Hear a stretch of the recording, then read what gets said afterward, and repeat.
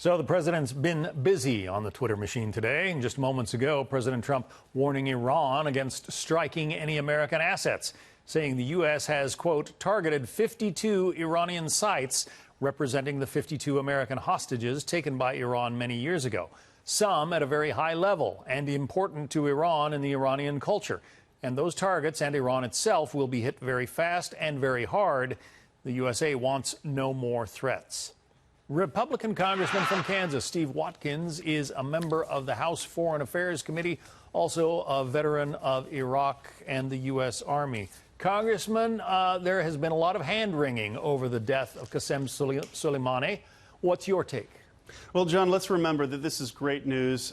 First, we not only took a powerful piece off the chessboard, but also we're moving from an Obama policy of conciliatoriness over to Donald Trump, which wants to reestablish deterrence and reestablish us as a credible threat. And that's so imperative, especially those of us who have been tactical on the ground, and we understand the importance. Now, Iran will continue to escalate and climb up that ladder of escalation, but we need to focus on our mission, which is clear. One thing that the Secretary of State has said is that we have a clear and deep mission. That's to promote peace and prosperity throughout the region, do it by, with, and through our allies, using our military force if need be, preferably economic, information, diplomacy, and the like. Well, obviously, the Iraqis are threatening now to push U.S. troops out of that country as a result of this airstrike.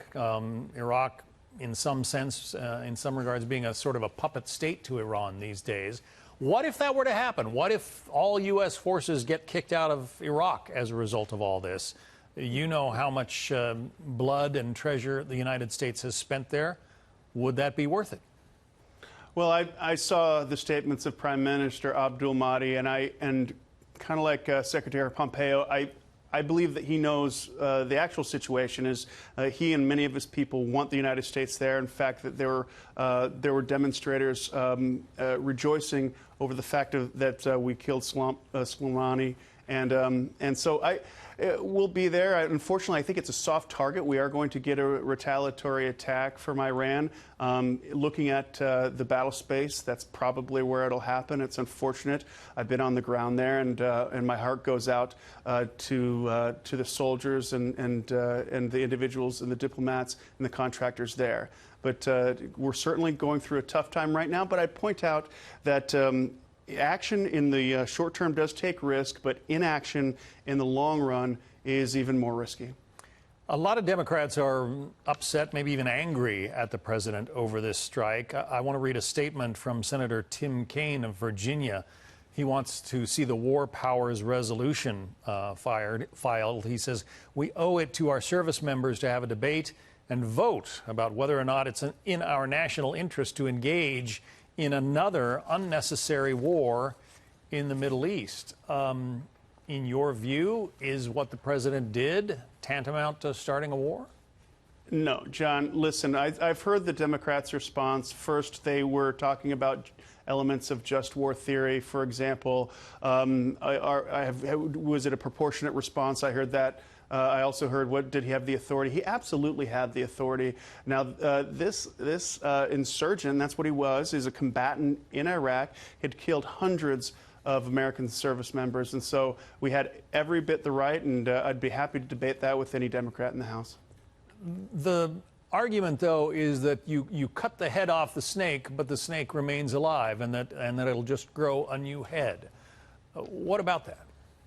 Well, one of the things about Soleimani is that one of the things he added was these personal relationships that he had with Hezbollah in Lebanon, in Syria, in Iraq, particularly Al-Anbar.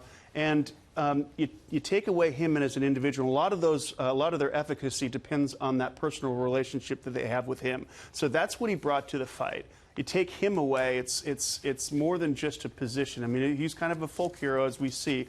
And so it's a huge victory for us. And again, we need to reestablish ourselves as a credible threat. And that's something even at the tactical level we understand. A lot of people for whom I try and make sense at the strategic level, I take it down to the tactical level. Those of us who are on the ground with assault rifles and sat phones and our mission, or our work. We want them to believe that if anything were to happen to us, then a precision-guided Hellfire missile from a Reaper drone was going to come raining down on them. That's what we did, and that's the fear that we set in place all over the country. If you're a battle captain in Yemen who's an insurgent, or say in Hezbollah, keep in mind that if we can take out your general, then we can certainly take you out. Steve Watkins is a Republican member of Congress from Kansas, also an Iraq vet and a West Point graduate. Congressman, thank you. Thanks, John.